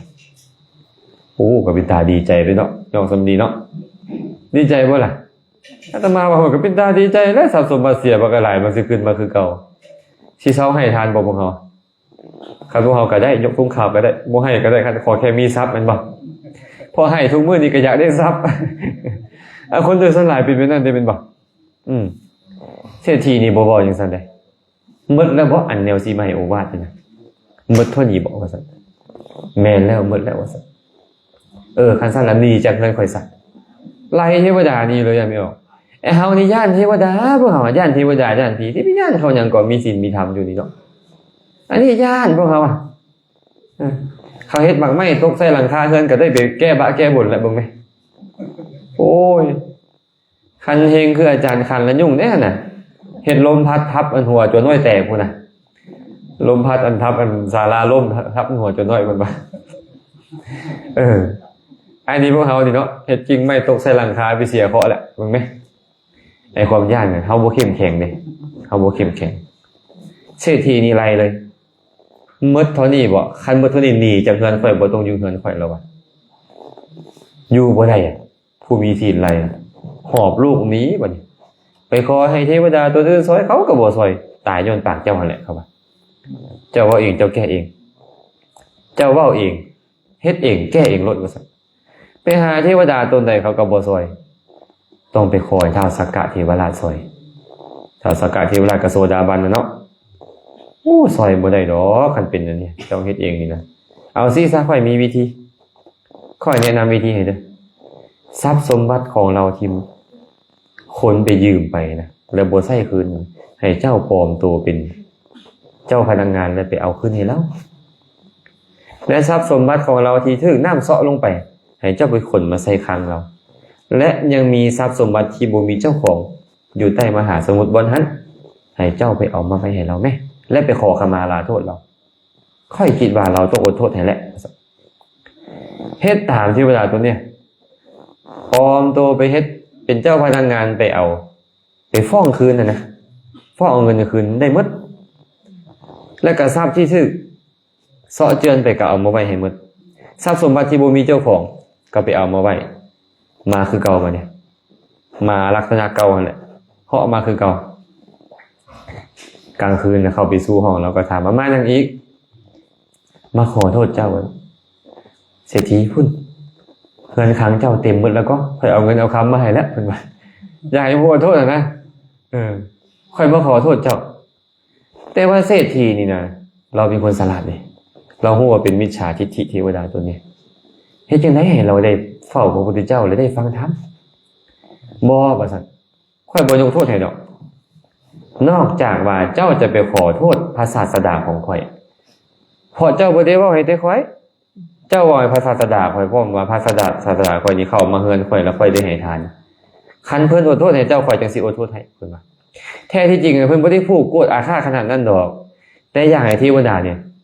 ไปนอบน้อมตัวพระพุทธเจ้าแล้วมีโอกาสได้ฟังธรรมพอเข้าใกล้บัณฑิตน่ะจะได้ฟังธรรมก็ไปนำกันเพิ่นก็พาเทวดาไปเฝ้าพระพุทธเจ้าเล่าให้ฟังพระพุทธเจ้าก็แสดงธรรมให้ฟังจบลงเทวดาบรรลุโสดาบันเบิ่งแม่เข้าใกล้บัณฑิตครับพ่อสมบรรลุโสดาบันเฉยนะเนาะเราก็เลยเว้าให้ฟังอยากขี้คุยในนึงอนาถาก็ได้ข้าแต่พระองค์ผู้เจริญเห็นบ่ข้าน้อยข้าพระบาทนี่นะ แม้แต่เทวดามาห้ามบ่ให้ทานข้าพเจ้าก็ยังเฮ็ดตลอดไอ้พวกเขานี่เด้โอ้ไปแล้วพวกเขาบ่ต้องเทวดาหรอกรำคาญนิดนึงก็ไปแล้วพวกเขาเป็นบ่แล้วไม่ออกกันจันพวกเขาเว้ยจะมาว่ายังตลอดพวกเขานี่เนาะกินกาแฟบ่แซ่บกันยังบ่อยากให้ทานแล้วนะเดี๋ยวนี้ถ้านี่บ่แซ่บจ้างก็บ่มาแล้วบ่ซื้อแล้วแหละอันไปให้ครูบาอาจารย์นี่พุ่นน่ะอย่าว่าแต่เรื่องอื่นเป็นบ่คันมีคนอื่นมาห้ามมาปรามเนี่ยโอ้ยเฮาเองเห็นยากอนาถาบิณฑิกาเศรษฐีเลยอยากสิเห็นบาค่าแต่พระองค์ผู้เจริญยาวาแต่คนธรรมดาเลยมาห้ามเขาน้อยบ่ให้ทานเนี่ยขนาดเทวดามาห้ามเขาน้อยก็ยังบ่สนใจยังให้ทานอยู่นะว่าซั่นโอ้น่าอนุโมทนานำเราเลยเนาะน่าอนุโมทนานำเราแต่ว่ามันบ่เป็นเรื่องแปลกเพราะเราเป็นพระโสดาบันแม่นบ่พระพุทธเจ้าก็เลยเว้าเป็นนี่ว่าทานเศรษฐีการที่เจ้าเป็นผู้ถึงพร้อมด้วยจิตที่เป็นโสดาบันแล้ว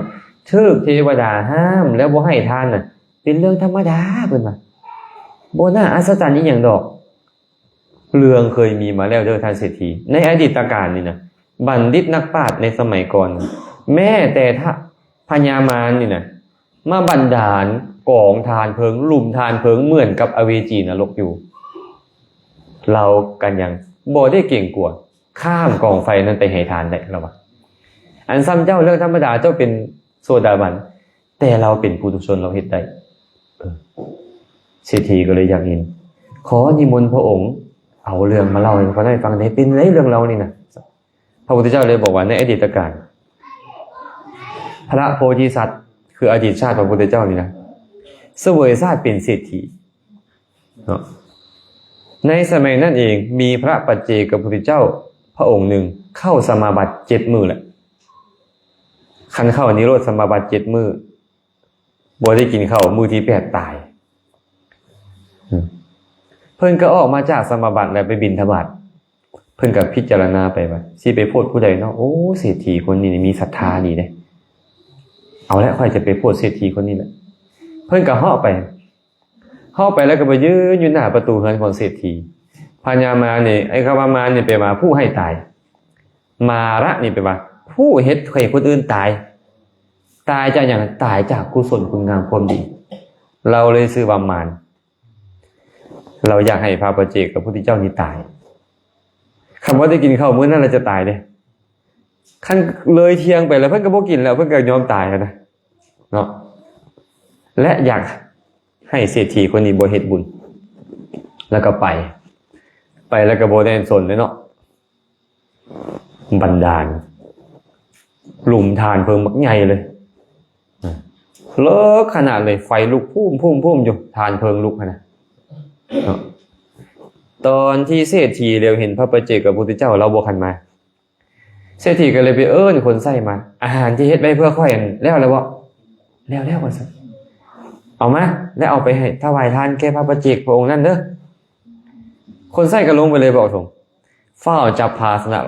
ลงไปอยากจะเอาไปให้ทานนั่นพญามารลัดหน้าเลยบันดาลกองทานเพิ่งเพื่อตามาวางฟังเมื่อกี้นี่แหละรุมทานเพิ่งเลิกบ่เลิกบันดาลได้ฮะนะคนใส่ไปฮอดมันบ่กล้าไปแล้วเนาะพาเอาอาหารแล่นกลับมาไปบ่ได้คันไว้ว่าซั่นไปยังคือไปบ่ได้บ่จักลุมทานเพิ่งเต็มอยู่หั่นว่าซั่นคนสลาดเขาบ่ได้คิดอีหยังตื่นคือพวกเขาเลยเนาะเศรษฐีก็เลยคิดว่าโอ้นี่บ่แม่นกองทานเพิ่งธรรมดาดอกเพราะมันบ่เคยมีอยู่เฮือนข่อยอยู่หน้าเฮือนข่อยนี่กองทานเพิ่งนี่มันต้องเป็นเทวดานับเนืองในหมู่มารแหละบ่อยากให้ข่อยให้ทานนี่นะว่าซั่นอ้าวอันซั่นมาข่อยสิไปเองแล้วว่ะข่อยสิไปเองเราก็จับภาสนะเราย่างลงไปเลยพญามารก็มาเหาะอยู่เลยบัดนี้บ่ถูกเหาะอยู่เทิงเจ้าเป็นไผเราก็ถามเลยค่อยคือพญามารเจ้ามาเฮ็ดหยังค่อยมาเพื่อให้บ่อยากให้เจ้าให้ทานและอยากเฮ็ดให้พระปัจเจกพระพุทธเจ้าองค์นี้ตายปรินิพพานมื้อนี้ค่อยมาขวางการให้ทานของเจ้าโอ้คันพวกเขาก็สิเปิด800,000แล้วเนาะพญามารมาเฮ็ดแบบนั้นนะเราก็เว้าจังได๋มามื้อนี้ข่อยกับเจ้าสิได้ฮู้ว่าผู้ใดนี่อาจหาญกว่ากันเพิ่นว่าระหว่างข่อยกับเจ้านี่ไผสิอาจหาญกว่ากัน เขาจะได้รู้กำลังของกันก็เลยว่าคาถาออกมาว่ากามังปตามินิระยังอุทธังปาโทอาวังสีโลนานะริยังกริสามิหันทะปินดังปฏิฆะแล้วก็เบ้าออกมาเลยบอกตรงเป็นคาถาออกมาเลยเถิงแม่วาข้าพระเจ้านี่นะจะมีขาขึ้นทางเถิงมีหัวลงทางลุมตกลงไปในกล่องไฟเหมือนนรกนี่กระตานค่อยจะบ่เฮ็ดสิ่งที่สัวซ่าลามกเราจะบ่เฮ็ดสิ่งที่บ่ประเสริฐเพราะการบ่ให้ทานนี่เป็นคนที่บ่ประเสริฐเขาเฮ็ดกันค่อยจะบ่เฮ็ดแบบคนที่บ่ประเสริฐค่อยจะให้ทานแล้วว่าเอิ้นใส่พระปัจเจกพุทธเจ้าว่าหันทะปินดังปฏิฆะทานผู้เจริญขอทานจงฮับเอาบิณฑบาตของข่อยเหยียบกองเพลิงออกไปมันสิไปเหยียบได้มันลุบลงพื้นดินบุญบอกตรงลุกลงพื้นดินเป็น5-60 เมตรพุ่นน่ะแล้วก็เหยียบไปเลยเหยียบไปกลางอากาศนั่นแหละดอกบัวจากมาจะใส่ขึ้นมาดอกบัวนี่ใหญ่น่ะมาหองครับเรายางไปก้าวไปตามดอกบัวข้ามกองเพลิงนั้นไป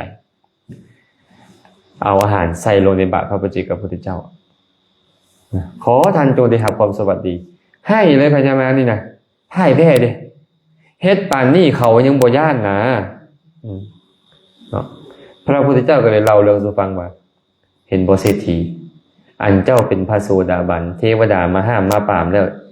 เจ้ายังให้ทานได้มันเรื่องธรรมดาเพราะโสดาบันบ่มีความขี้ชี้แล้วแต่ค่อยในอดีตชาตินี่นะค่อยเป็นปุถุชนค่อยยังมีกิเลสอยู่นะค่อยยังมีความขี้ชี้มีความย่านกลัวอยู่แต่ถึงแม่พญามารมาเฮ็ดขนาดนี้ค่อยยังสามารถให้ทานได้พระพุทธเจ้าก็นำเรื่องราวมาเล่าสู่ฟังเห็นบ่นี่นะเรื่องนี้ซื่อเฮาฮู้ว่าจังได๋บุคคลผู้อาจหาญเขาจะบ่เอาเรื่องอื่นมาเป็นอุปสรรคในการเจริญกุศลของเขาบ่ให้เรื่องอื่นมาเป็นอุปสรรคเนาะอย่าให้เรื่องอื่นเรื่องเล็กน้อยเป็นอุปสรรคในการเฮ็ดกุศลคุณงามความดีของพวกเขามันมีอยู่แล้วแหละ100 คนมีคนหนึ่งแหละที่บ่เห็นดีกับเฮานะที่อยากจะคัดขวางเฮาอิจฉาเฮาในการเฮ็ดกุศลคุณงามความดีอย่างใดอย่างหนึ่งคันเฮาไปเอา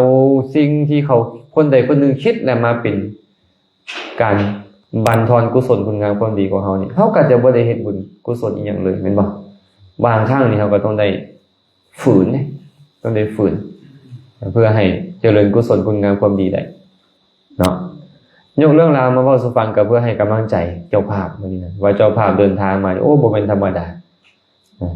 บ่แม่นมาแต่เมื่อวานมันบ่จักเนาะมาจออยู่อันนั้นเรียงอันนั้นบ่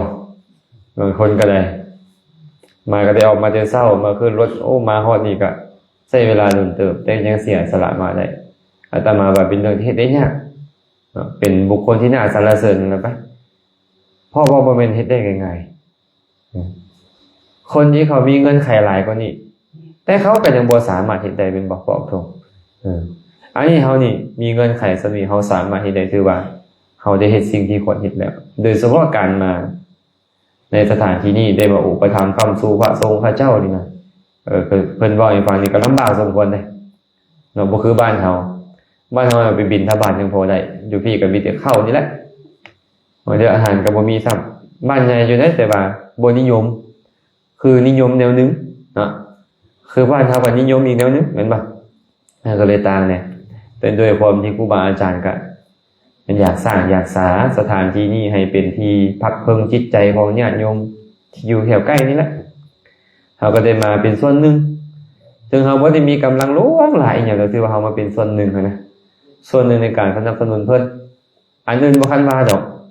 ให้มีพระสงฆ์ข้าเจ้าได้อยู่อาศัยให้เพิ่นได้อยู่สะดวกขึ้นมาเขามีจีวรมีเครื่องที่อยู่อาศัยปัจจัยใดธรรมอย่างใดอย่างหนึ่งมาสนับสนุนเพิ่นให้เพิ่นได้อยู่ให้พระองค์หนึ่งนี่นะสามารถพาคนไปสวรรค์ได้หลายพันคนเลยอย่างนี้ไหมบางคนนี่เฮ็ดบ่เป็นสับอยู่เฮ็ดให้เบิ่งบอกถูกเฮ็ดให้เบิ่งอันนี้เฮ็ดให้เบิ่งนั่งสมาธิให้เบิ่งไหว้พระสวดมนต์ให้เบิ่งนุ่งสบงทรงจีวรนั่นเป็นระเบียบให้พ่อให้เขาเบิ่งซื่อๆนะยังเป็นให้เขาเลื่อมใสแล้วไปสวรรค์หลายร้อยหลายพันคนได้คันผู้ใดมีฉันทัดในการเว้าธรรมะในการสั่งในการสอนญาติโยม แกงดีไปอีกเนาะถึงแม่ครูบาอาจารย์บ่ได้อยู่แล้วเขาก็ยังจะเฮ็ดกุศลคุณงามความดีเป็นบัดนี้แล้วก็จะเป็นปัจจัยให้กุศลของข้าเจ้าเกิดขึ้นได้เพิ่มพูนไปได้เนาะแต่บ่ควรพอใจซ้ำนี้เด้เอาซ้ำดีกูต้องตั้งไว้อีกได้ปีหน้านี่เอาซองกองปีหน้านี่นะต้องตั้งไว้อีกแล้วเนาะอยู่บ่อนใดก็ย่าแหละแต่ว่าคันยังมีชีวิตอยู่สมมุติสินะเงินไขยังพอเป็นไปได้อ่ะก็กสิบายญาณเป็นกุศลคุณงามความดีไปเรื่อยๆแล้วก็บ่แม่นท่าแต่กฐินนี่เด้บัดนี้เด้อันใดที่เป็นกุศลมื้อนี้มื้ออื่นนี่ก็ต้องเฮ็ดอยู่เรื่อยๆหั่นแหละเนาะอ้าวโอ้ยข่อยก็บ่ได้ซุมบ่ได้แซวตลอดหรอกนะทานข่อยก็ให้ไปเรื่อยๆเอาข่อยจะเอาศีลก่อนมื้อนี้ในมื้อเดียวก็ดีได้มีเงินไข2มื้อก็เอา2มื้อมีเงินไข3มื้อเอา3มื้อไปเลยโอ้ยรักษาบ่คันได้5ข้อรักษา4ข้อได้บ่อาจารย์ไอ้ข้อ5นี่มันคือยากแท้4ข้อก็ต้องรักษามื้อใดเกิดเงินไขมันครบ5ก็ต้องเอา5บัดนั้นน่ะโอ้อยากรักษาศีล8ให้มันได้8ข้อก็เอาคือครูบาอาจารย์เคยเทศน์ให้เราฟังหลายๆบ่นี่แหละทานถือว่าดีแล้วได้แต่ว่าทานยังบ่รับรองสุขตินะทานนี่น่ะให้ทานแล้วปรารถนาไปเป็นเทวดาสั้นใดก็ได้ก็จริงแต่ทานของผู้มีศีลเนาะการสร้างศีลเราก็ต้องมาบัดนี้ต้องมามันขาดตอนไหนก็ต้องเฝ้าสมทานคืนขาดตอนไหนเฝ้าสมทานคืนอาจารย์สมทานศีลดุๆนี่มันสิบ่เป็นบาปอ่ะบ่เป็นบาปจักเทื่ออันสมทานนั่นแหละมันเป็นบุญนะเนาะขาดปุ๊บก็ต้องเฝ้าสมทานคืนขาดปุ๊บก็ต้องเฝ้าสมทานคืนมันเป็นไปได้ยากที่เฮาต้องใช้ชีวิตอยู่ร่วมกับสังคมแล้วจะให้ศีลสมบูรณ์ตลอดนี่ยากแต่เฮาตั้งใจอยู่เสมอว่าคนที่ศีลบ่สมบูรณ์ไปสู่สุขติยากเอ๊ะเนาะศีลเฮาก็ต้องเห็นสมบูรณ์ขึ้นเนาะแต่ซ้ำนี้พอบ่ยังบ่พอเด้บางคนให้ทานดีแม่นซ้ำดีรักษาศีลดีบางคนรักษาศีล8ได้ตลอดพุ่นแหละแต่ว่ามันยังทุกข์ใจอยู่ตลอดเลยเดี๋ยวก็รำคาญผู้นี้โกรธเคืองผู้นั้นอิจฉาผู้ใหม่อยู่เสียเดี๋ยวก็อยากแข่งผู้นี้อยากเลื่อนผู้นั้นมันก็เลยทุกข์จิตใจนี่ทุกข์อยู่แสดงว่าบ่คันพอความสุขของเราจะมีได้ในปัจจุบันและอนาคตจะมีสุขหลายกว่านี้นึงคือภาวนานั่งสมาธิได้ถึงนั่งสมาธิเป็นหลายๆนาทีหลายๆชั่วโมงเพิ่นบ่ได้ก็จะแผ่เมตตาเห็นผู้ใดก็ขอให้เจ้ามีความสุขเด้อเห็นผู้ใดก็ขอให้เจ้ามีความสุขไปสถานที่ใดก็ตามนึกถึงให้หมู่มีความสุขให้หมดเห็นหมู่กำลังมีความสุขโอ้อนุโมทนากับเจ้าเด้อขอให้เจ้ามีความสุขยิ่งขึ้นไปเด้ออย่าเหือดอย่าหายเด้อความสุขเจ้านี่เด้อเห็นบ่เห็นเขาตกทุกข์โอ้ยเนาะให้พ้นจากทุกข์ซะเด้อพ้นจากทุกข์ซะบางทีมีเรื่องราวอันใดเกิดขึ้นก็ต้องวางใจเป็นกลางๆสัตว์โลกเป็นไปตามกรรมเด้อันใดซอยได้ก็ซอยบ่ได้ก็จำเป็นแล้วสัตว์โลกเป็นไปตามกรรมเขาบังคับบัญญัติยังบ่ได้แม่นบ่นี่พรหมวิหาร4ต้องมาเมตตากรุณามุทิตาอุเบกขาเมตตาคือความรักความหวังดีกรุณาคือความมีดูตนมุทิตาความชื่นชมยินดีอุเบกขาความวางใจเป็นกลางๆมีเมตตาดีถือว่าดีแล้วเด้แต่บางเทื่อปรารถนาความสุขให้หมู่หลายหมู่ทุกข์ละโอ้ยบ่ไหวแล้วเฮาสิทุกข์ดำแหละเป็นบ่สมมุติแม่ว่าอาจารย์ซะมันเคารพฮักครูบาอาจารย์บางผู้บางองค์เพิ่นเกิดเจ็บเป็นในนุ่นขึ้นมาเฮาเริ่มทุกข์บ่เป็นบ่อยากซอยเพิ่นเลยได้บ่นี่เนาะเพิ่นเฮาฮักแพงเพิ่นหลายเพิ่นสิขาลาเพศไปเป็นได้บ่เนี่ยอีกแล้วอันนี้ก็โอ้ละบ่เข้าวัดแล้วแหละค่อยนี่นะฝากความหวังไว้กับครูบาอาจารย์คนใดก็ดีป้าค่อยตลอดบ่เป็นบ่มันเป็นอันนี้ได้บ่ก็ต้องเห็นเพิ่นเป็นทุกข์เนาะเพิ่นถึงเฮ็ดจังซั่นค่อยเพิ่นจากทุกข์ซะเด้อเห็นบ่ฮักลูกฮักเต้าคือกันเด้ฮักเขาปรารถนาดีต่อเขาแล้วคันเขาทุกข์ขึ้นมาคันเขาบ่มีกรุณานี่นะเฮาเองจะทุกข์เด้เฮาก็เลยต้องมีความกรุณาขอให้เจ้าพ้นทุกข์เด้อขอให้เจ้าพ้นทุกข์แต่บ่เทื่อกรุณาเอาบ่อยู่พระอุทมมีกรุณาแล้วอยากซอยหมู่แล้วซอยบ่ได้ให้อีกแล้วบ่ได้เครียดอีกแล้วบางคนน่ะบ่ได้เราต้องมาอุเบกขานำบัดนี้ต้องวางใจเป็นกลางเฮาได้พยายามไปเด้ได้พยายามซอยแล้วแต่ว่ากรรมของเขาก็ต้องจัดสรรให้เขาเป็นไปนั่นแหละสัตว์โลกเป็นไปตามกรรม เฮาได้พยายามแล้วเฮาเฮ็ดดีแล้วหลายๆคนละบ่แม่นข่อยคือบ่ซอยเขาข่อยคือซอยเขาบ่ได้อันนี้บ่ถูกต้องเนาะอาจารย์พรหมวิหาร4มาแล้วอยู่ง่ายขึ้นบัดนี้อยู่ง่ายขึ้นสบายใจขึ้นบ่อิจฉาไผมันอยู่ง่ายขึ้นบ่อิจฉาหมู่นี่ทุกข์บ่ทุกข์โกรธหมู่นี่ทุกข์บ่ทุกข์คันพรหมวิหาร4มาเริ่มสบายขึ้นอยู่ง่ายแล้วบัดนี้แต่ถึงจังได๋ก็ตามสัมพรหมวิหาร4ดีหลายแล้วแต่ยังบ่พอพวกผมต้องเพิ่มปัญญาวิปัสสนามาบัดนี้ต้องพยายามเห็นทุกสิ่งทุกอย่างมายืมเขาใช้คืออาตมาว่านี่แหละทุกสิ่งทุกอย่างมายืมใช้เด้อบ่มีอีหยังเที่ยงแท้ถาวรเด้อทุกคนมีทุกอย่างได้ก็ต้องเสื่อมจากทุกอย่างได้เนาะบ่มีอีหยังเที่ยงแท้ถาวรบ่ว่าจะการกระทำคำเว้าความคิดของเฮาของผู้อื่นก็ตามเฮาฉันใดเขาฉันนั้นเขาฉันใดเฮาฉันนั้นบ่มีอีหยังเที่ยงแท้ถาวรดอกนะ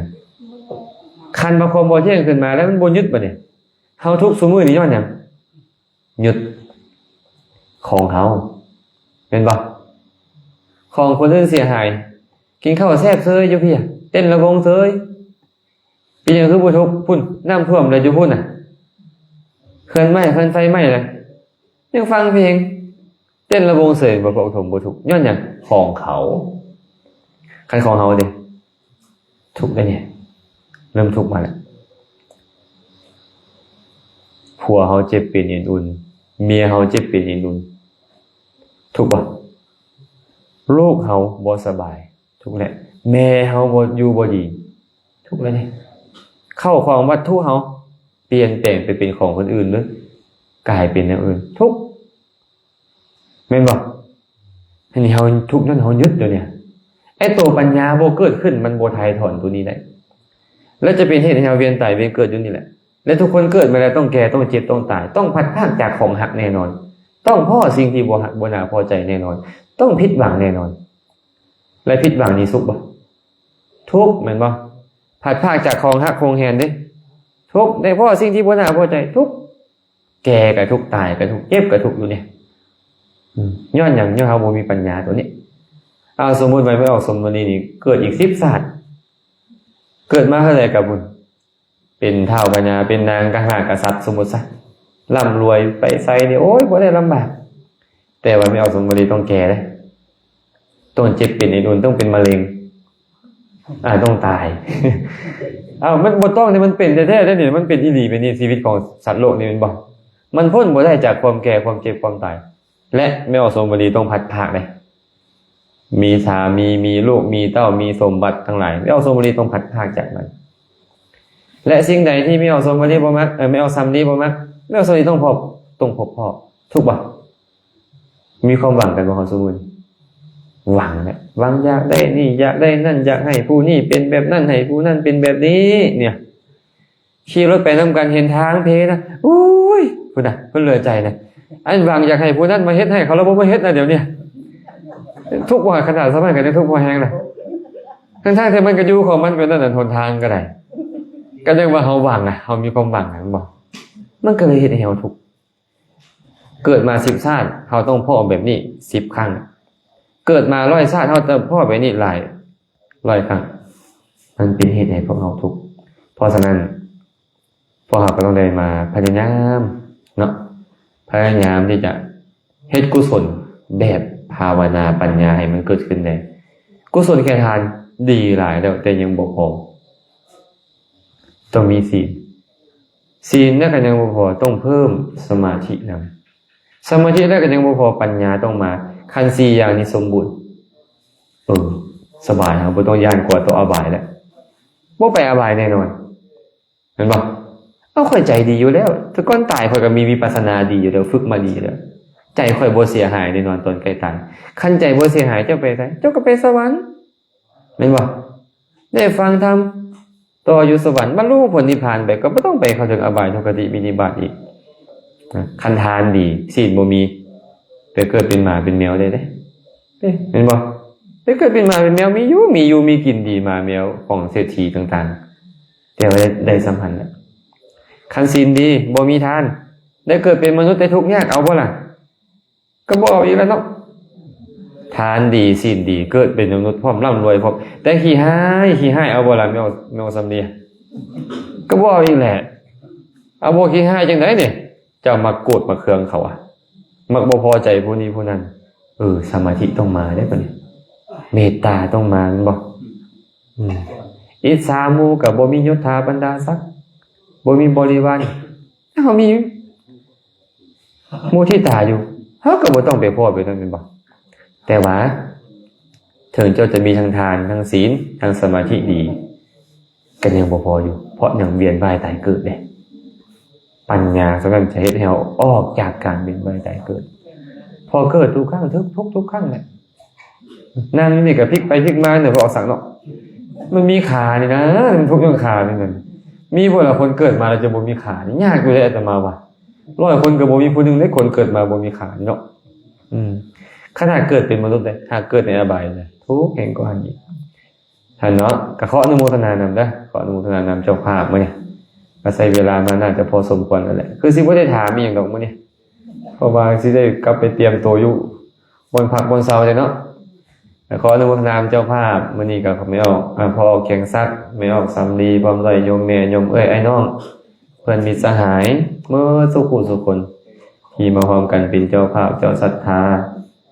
นำผ้ากฐินมาถวายพร้อมด้วยเครื่องบริวารต่างๆมอบถวายแก่วัดบ้านชินเมืองงาแกงอุดมไซแห่งนี้มื้ออื่นพุ่นแหละเนาะมันจังสิได้พร้อมกันถวายมื้อนี้ก็มาเจริญกุศลก่อนก็ขอให้บุญกุศลนี้จงเป็นปัจจัยอำนวยอวยไสให้ทุกคนทุกท่านจงได้ประสบพบเจอแต่ความสุขปราศจากทุกข์ทั้งปวงหากปรารถนาสิ่งหนึ่งประการใดอันเป็นไปในทางที่ชอบประกอบด้วยธรรมแล้วก็ขอให้ความปรารถนาของทุกคนทุกท่านจงสำเร็จโดยทั่วกันทุกท่านทุกคนเทอญ